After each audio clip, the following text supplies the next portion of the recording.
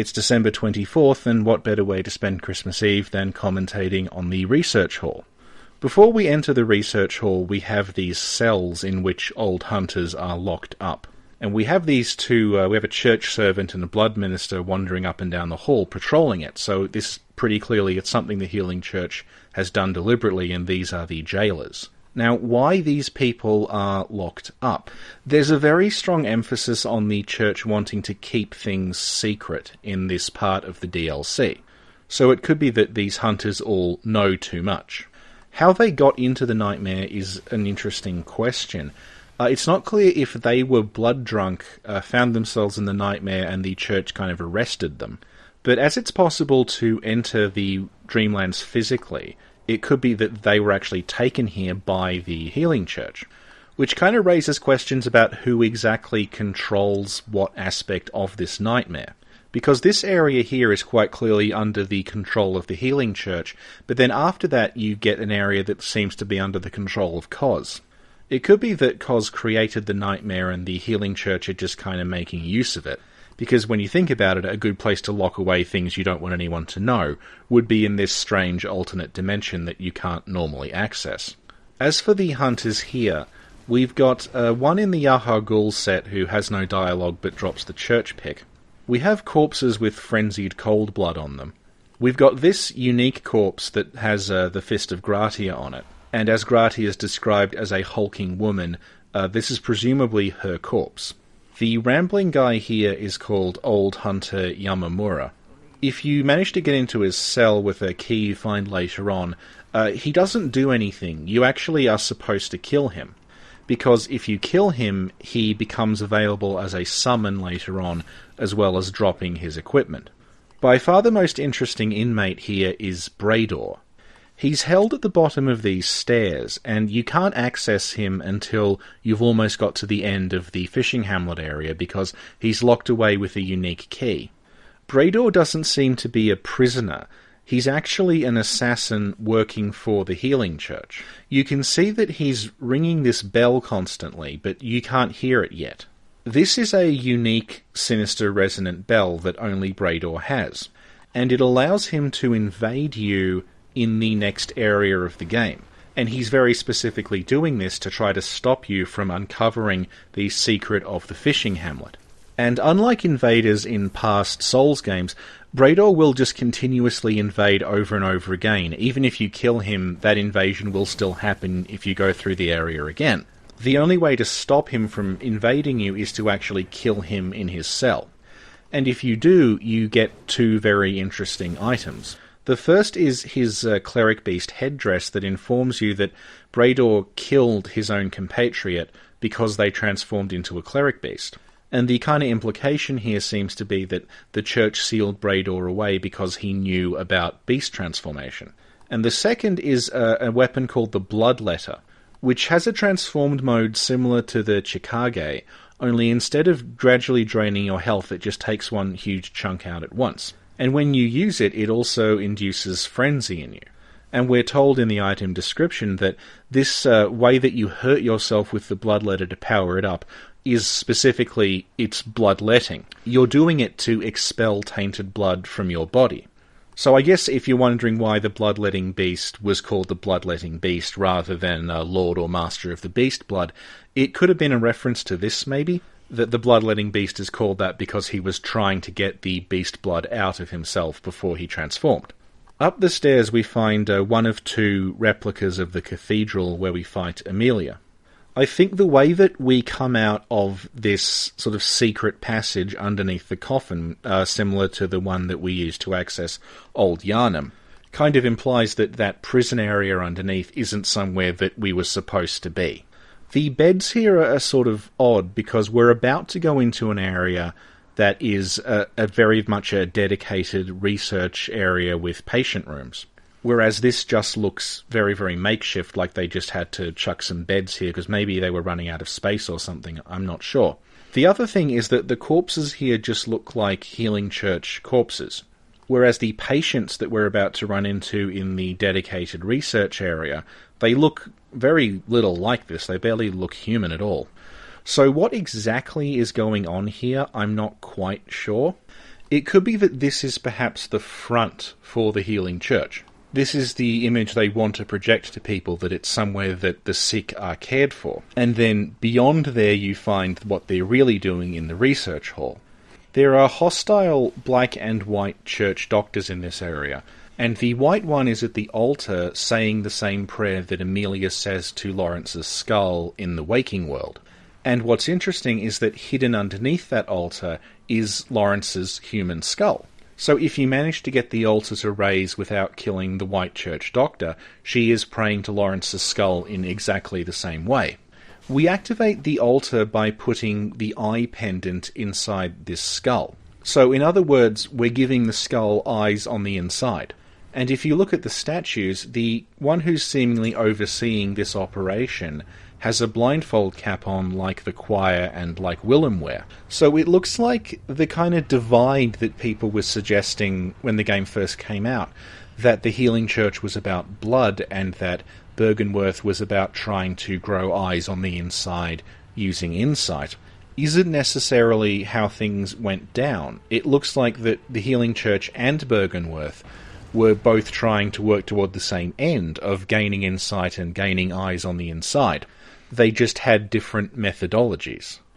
One of the other statues on the altar has a bell, and this could be one of the bells that was found in the labyrinth. I'm not sure what purpose the bell would serve here. We do see the bell-ringing women create sort of phantoms out of blood, as if they're calling blood out of the ground. So it could be something like maybe bells were used to draw infected blood out of patients. But there's also there's a lot of bell designs on armor sets, and there's church servants that have bells that don't seem to do anything. So I'm not exactly sure what purpose all these bells are serving. I know that bells are a thing in Taoism, but I'm not sure on the specifics. So this could be like another cultural thing that we don't quite get in the West.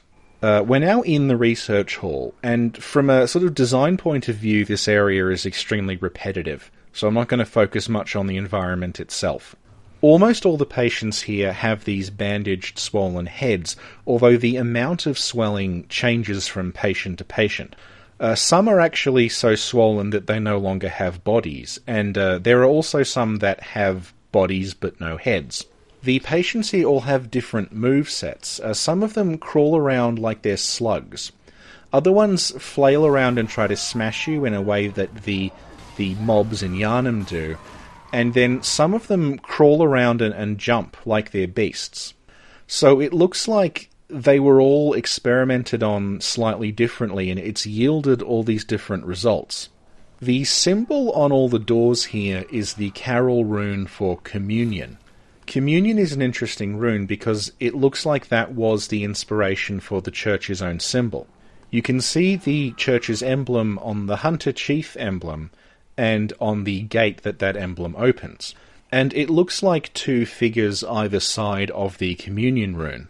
And based on the design, it looks like the dot in the middle represents blood, and then the bottom sort of curved part is a chalice with the blood dripping into it. The communion rune also looks a lot like the radiance rune, or at least the top part does, which is used by the executioners. And there's definitely a connection between the executioners and the church, because the executioners are determined to protect the purity of the church's blood by killing the vile bloods, and the church's own armour is explicitly described as being derived from the kind that the executioners wore. This character in the chair is called Adeline, and she describes herself as a former blood saint, which is what Adela is. Like Adela, we can get blood from her, and she asks repeatedly for us to bring her an item called brain fluid. Brain fluid is acquired by killing the patients who have swollen into just being a head. I won't go into my own personal annoyances with how counterintuitive I found this quest, but what we glean from this, getting the brain fluid and from the NPCs that we get the brain fluid from, is that the treatment that's being performed on the patients here is causing their heads to swell and swell and swell with water. And after a while, they seem to start hearing the sea in their own skulls because there's so much water. and they start saying things like plip plop, drip drop, can you hear the sound of the water? This all seems to be tied into what happens at the fishing hamlet, because there's all this talk of a bottomless sea.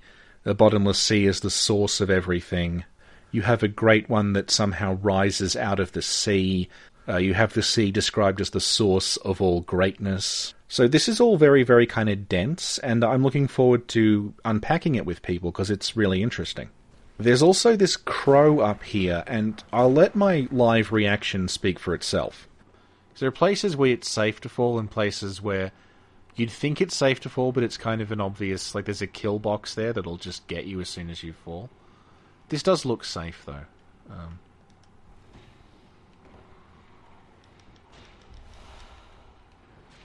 The crow had a rune? The crow?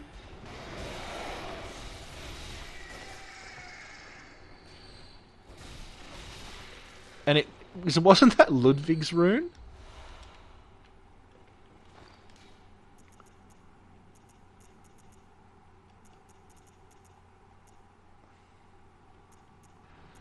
Why? Like, Ludwig's pet crow? What the fuck?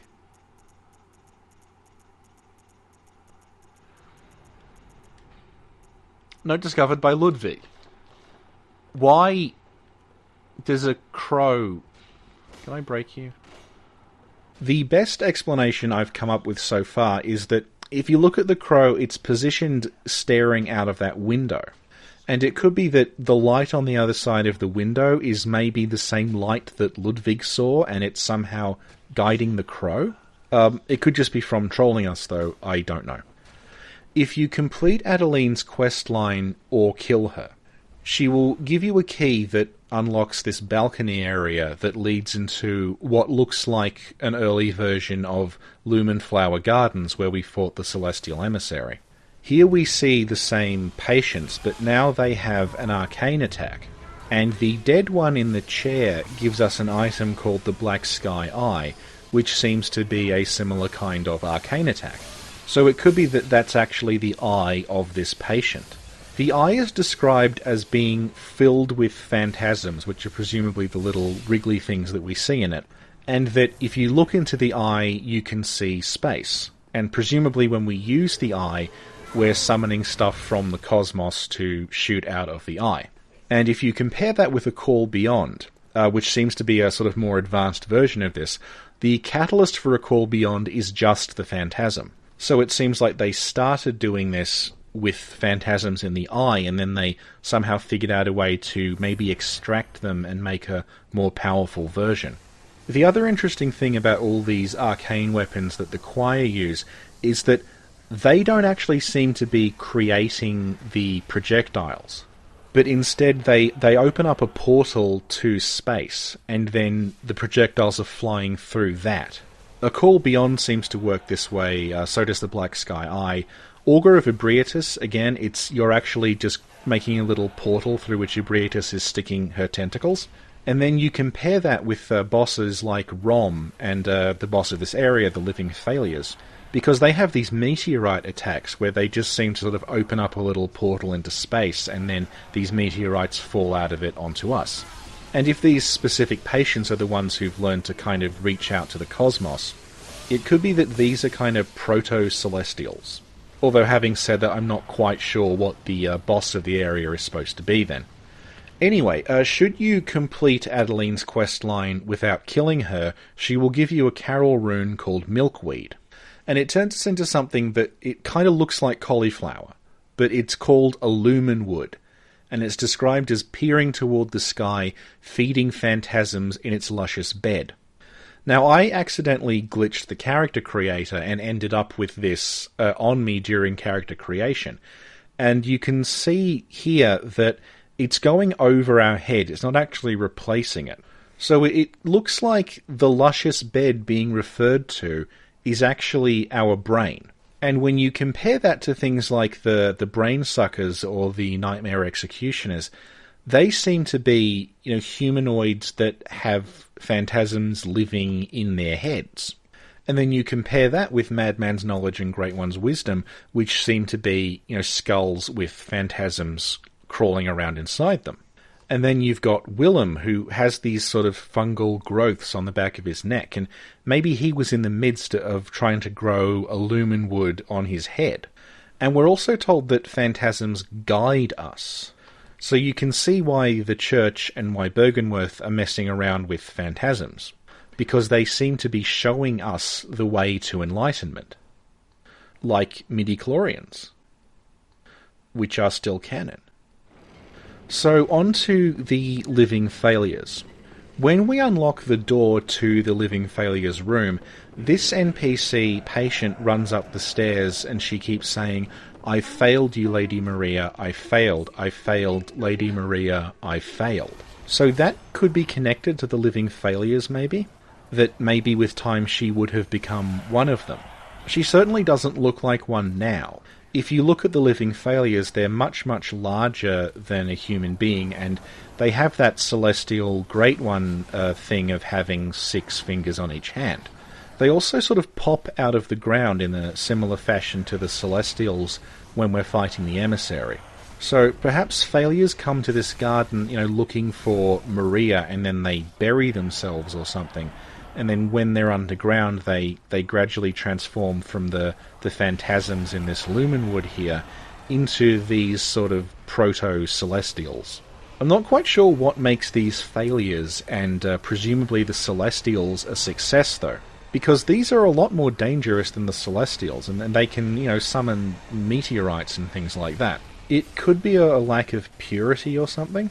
If you remember that Imposter Yosefka talks about how she's experimenting with old blood, and it doesn't always work because there's the half-transformed celestial in the back of the clinic. So maybe these were earlier experiments with old blood. Although, having said that, they seem to be experiments with water and brain fluid. I think this is something we're going to have to figure out later on. So, finally on to Lady Maria and the clock. Now, Maria is quite obviously the basis for the doll. So we'll cover that in a bit. I just want to look at the sort of tableau that we meet when we go into the room. Maria is slumped in a chair and there's blood dripping from her hand. On the table next to her there's a goblet and then there's this picture. I've had people say that you can make stuff out in the picture. I wasn't able to, but it's very hard to get a good angle on it, so if anyone has got a good image of the picture, please leave a comment, because I would really like to see one. But from what I could tell, there really is nothing in that picture. I think what people are seeing in the picture is actually just the blood stain across the frame. Interesting little detail, it looks like the picture's above the fireplace in the Hunter's Dream, and then if you look at the fireplace in the Hunter's Dream, there's actually a little gap where this picture could go. So this little scene looks to me like Maria has committed suicide. She is dead. We get this inspect corpse prompt. There's blood on the goblet, there's blood on the picture frame, there's blood running down her arm and kind of pooling under the chair. So it looks like what happened was she cut her wrists maybe, and she sat in this chair, and then she's like looked at this picture for one last time and taken a swig of whatever was in this goblet, maybe wine or something, to sort of deaden the pain, and she's passed away like that. And then it turns out she's not actually dead. The description of her weapon tells us that she's related, albeit distantly, to Annalise.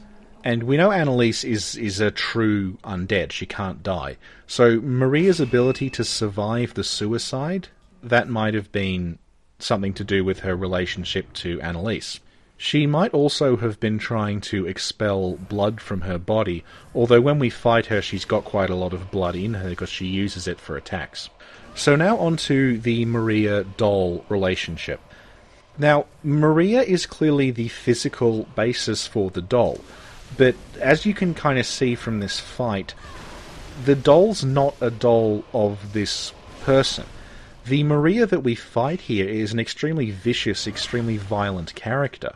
Like, she will absolutely tear us apart if we give her an opening. And this is all just because we want to walk through the clock tower. We weren't even threatening her. Now, the doll is the complete opposite of this. The doll is a nurturer and a comforter, and she just wants us to survive through the night. She tells us that she loves us, and we can sit there if we want and just wail on the doll until she collapses, and the next time we see her, she harbours absolutely no grudge. So basically what I'm getting across here is that the doll is not, a life-size Maria action figure. She's clearly based on her, but she's something distinct. And I think right now the answer might lie in the way that the research hall patients talk about Lady Maria.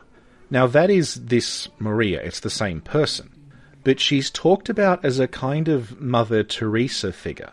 She's someone who's dedicated to comforting the patients as they endure these horrible experiments. We also know from talking to Adeline that Lady Maria did not want Adeline to undergo these experiments. She actually warned her away from it.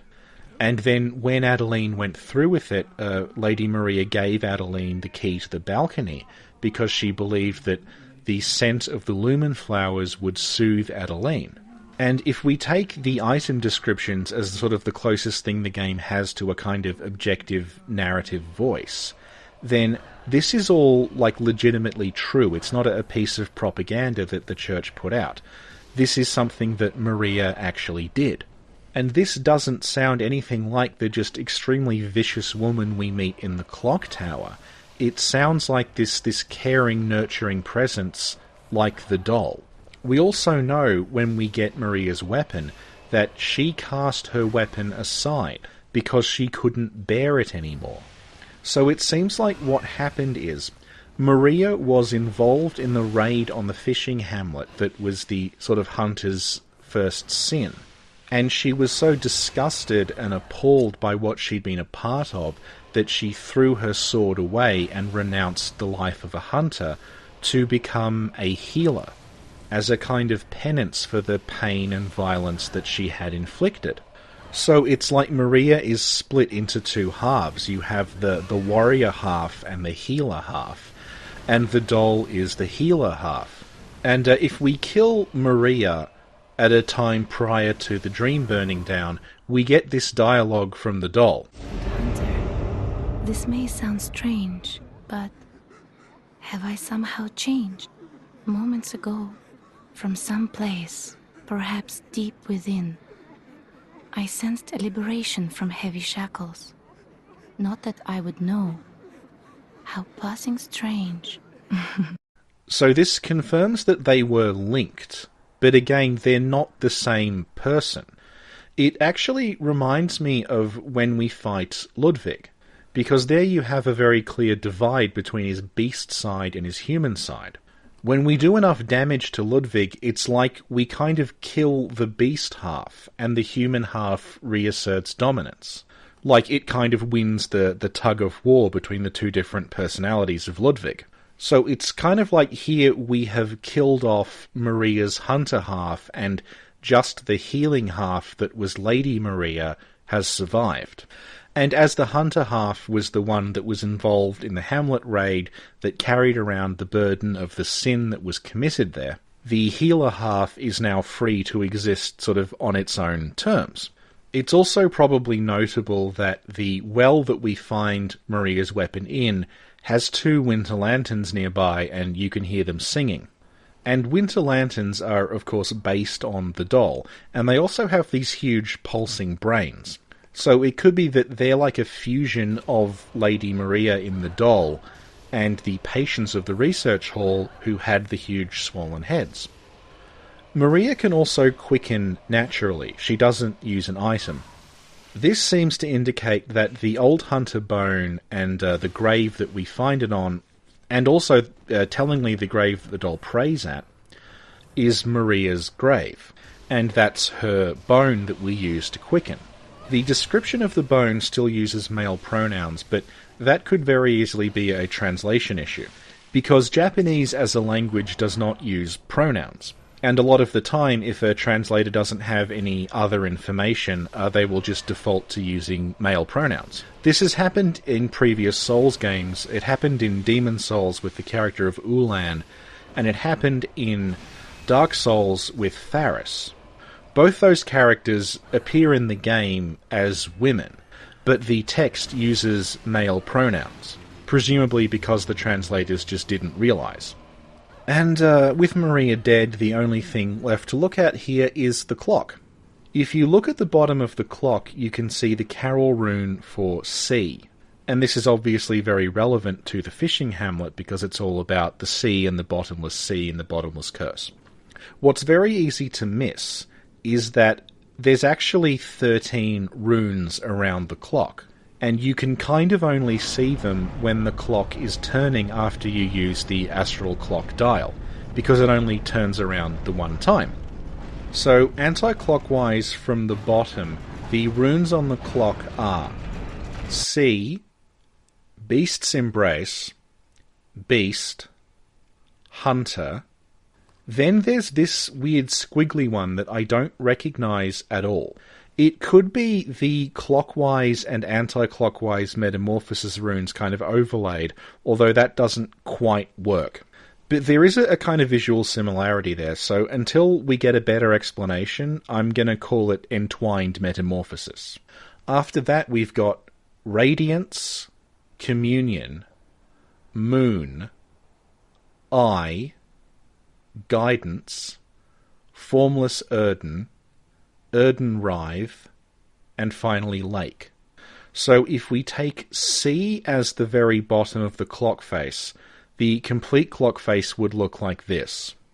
I'm not sure what exactly this means. The arrangement of the runes doesn't seem to be random because runes are placed next to each other in a logical way. Like you have the two Erden runes next to each other, and you've got the two Beast runes next to each other. You've also got the Communion rune next to the Radiance rune, and I've talked before about the visual similarity between those two. Then there's sort of thematic similarities, like you've got Eye next to Guidance, and then you've got Lake next to Sea. So there does seem to be a logic about where these runes are placed, but I'm not sure in terms of like the big picture what this really means. The game's only been out for a month now, so I'm sure we'll figure out something in the near future. And speaking of the near future, I will see you probably tomorrow in the Hamlet.